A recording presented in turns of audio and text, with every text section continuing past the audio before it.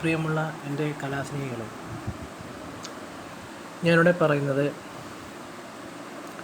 റെസ്റ്റോറൻറ്റിൽ വെച്ചുണ്ടായ ഒരു പ്രേതാനുഭവമാണ്.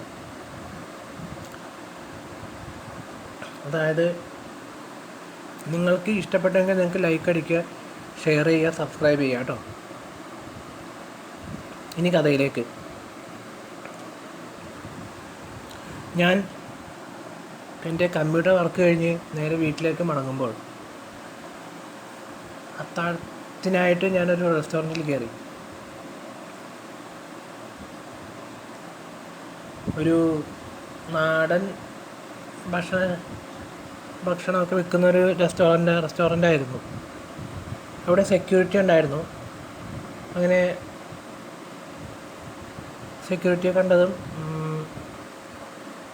തുറന്ന് ഞങ്ങളെ കയറ്റി അങ്ങനെ കൊണ്ടുപോയി. അങ്ങനെ ഞാൻ പോകുന്ന സമയത്ത്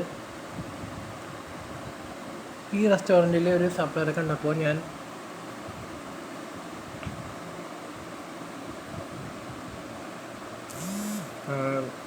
സപ്ലയർ എൻ്റെ അടുത്തേക്ക് വന്നിട്ട് എന്താ വേണ്ടതെന്ന് ചോദിച്ചു. അപ്പോൾ ആ സപ്ലയർ